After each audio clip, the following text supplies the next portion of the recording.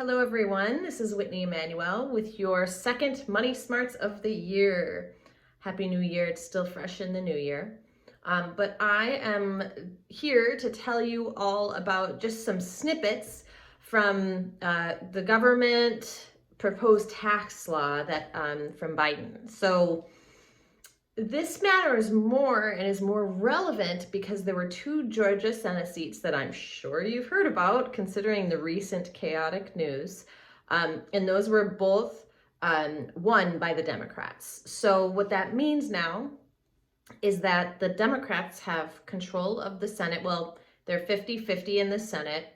The Republicans have Congress, but then it's a Democratic president. And so let's say Biden puts through some of the changes in the tax bill that he's proposing.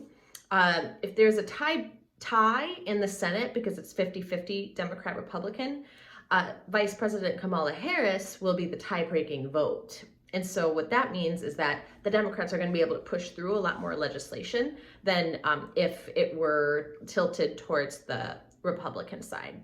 So what that means for you are tax changes, and I'm just going to highlight a few. I'm not going to go over every single one, but there are a few things that you should know. We haven't heard much about more specifics on this, but we do know that if your income, we don't know if it's household, individual, or if it's married filing jointly, but if your income is over $400,000, you will end up paying more taxes because there will be increase in your tax bracket. The top tax bracket of 39.6 will not change. However, when you earn over 400,000, you're going to accelerate the taxes that you owe. So something to consider if you earn over 400,000 is tax bracket management. Another thing that they are proposing is to eliminate the qualified business income deduction, the QBI. So what that benefited were pass-through businesses, LLC, S-Corp, partnership, pretty much any entity aside from C-Corp. So you were able to deduct just off the top 20% from your income. So it was basically like another standard deduction that you would receive if you were a pass-through entity, and they may try to eliminate that altogether. So that would be a significant increase in taxes for businesses, which in my opinion is more reason to start a retirement plan where you can save maybe perhaps even more than 20%, because you can usually deduct up to 25% depending upon the plan that you have for your business. Third would be this is estate planning tax. First of all, they may try to increase, there's a 40% gift tax, estate tax, generation skipping tax, trust tax. The Democrats may try to increase that. So something to consider if you would have a trust or anything like that and the taxes due on that.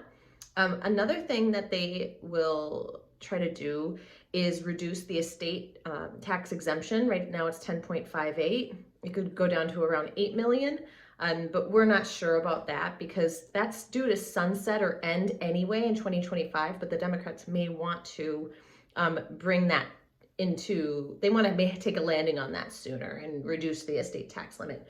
What that means is that if your estate is worth over that you have to pay that 40% rate on any of your assets that you pass to your heirs above that limit or the exemption. And one that affects everyone, regardless of their income, is another thing to do with death and estate taxes, are if you have non-qualified assets. So that would be like a home, it would be stocks that you have, mutual funds, joint accounts. So what has been the case for many years now is that there's a step up in basis when you die. So let's say you own stocks of 100,000. When you passed away, they were worth 200,000. Whoever your heir is that receives that would now receive that at a new basis of 200,000 if that's what they were worth when you died. That means they don't have to pay any taxes on that $100,000. However, now what may happen is that when you pass away, that $100,000 may actually be taxed instead of not taxed. So it's elimination of that, what's called step up in basis. And that's true for, a lot of people. Your primary home is included in that.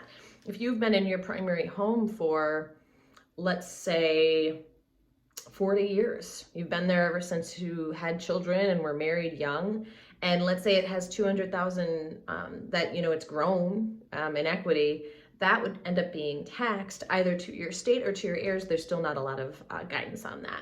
But those are just a few of the highlights, but it is important to consider.